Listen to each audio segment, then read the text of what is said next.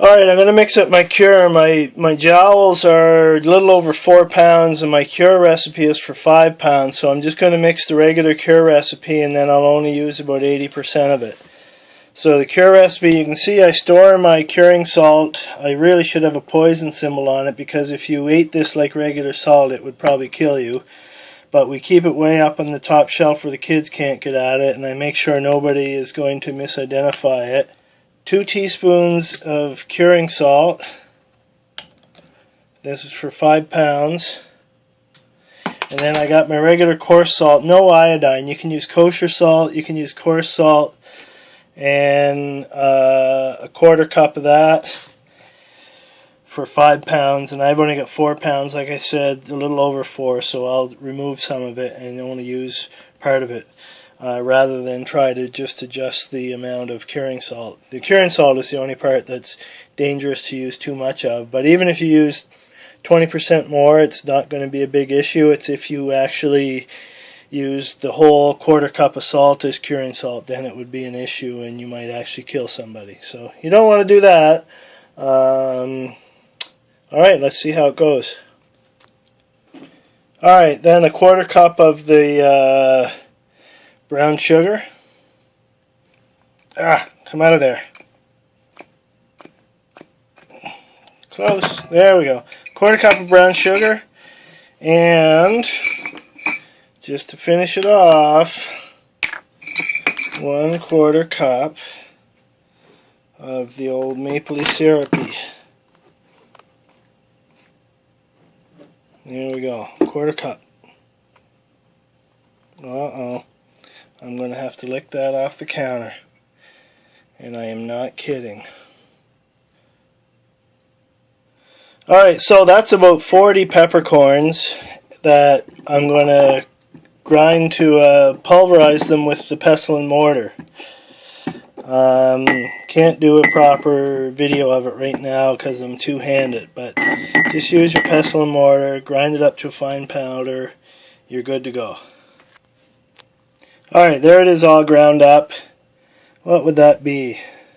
That might be a little too much. Let's go with half of that. That's probably, a good, let's measure that just to be certain. Well, dang me, that was exactly a teaspoon. I got a pretty good eye, I have to say. So I'm going to shake in about half of that. So we're going to say a half teaspoon of freshly ground pepper, which would be about 20 peppercorns. And the next thing is an onion. That is 176 grams, that onion. That's probably 3/4 the size of my fist, or 2/3 the size. 176 grams, that's all you got to know. I'm going to peel it, and so it's going to be like 150 grams of onion.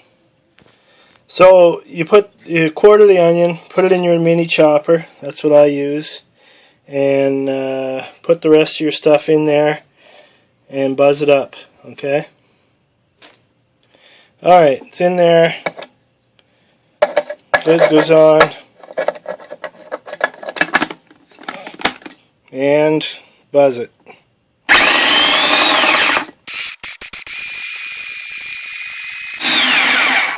That's good.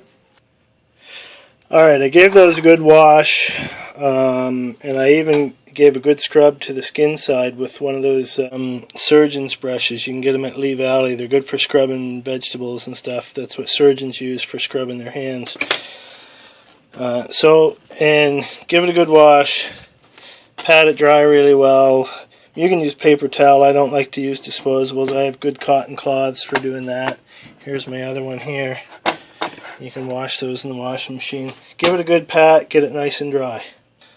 So once you get it all patted dry, the next thing you want to do is clean it up, which means, and I can't do this, I'm kind of one-handed, well there's a bit of gland that you want out of there. You want to take all of this membrane and stuff, pull at it like this, and then cut at it with your knife.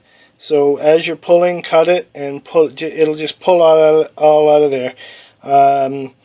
You know, if you don't want to, you don't have to, I guess. It'll make it look nicer. Paleo guys, you're probably going to want to pull that out of there and fry it up in a frying pan afterwards or something like that and eat it, I'll eat it. It's good. It's yummy. It's just uncomely. It doesn't look nice. That's the only reason for removing it, is that it looks better if you remove it. Let's see what that looks like. So this shows you that this is a bunch of glandular material here too, just through the side. That would have been up closer to the neck. Bunch of glandular material. They say that's bitter. I just ate a bunch of it from the cheeks and I didn't notice anything, so I don't know. I think I'll clean one of these up. Look, I've got it. I've done that much with the knife so far. Just pulling on it. You just keep pulling at it and picking in there with your knife.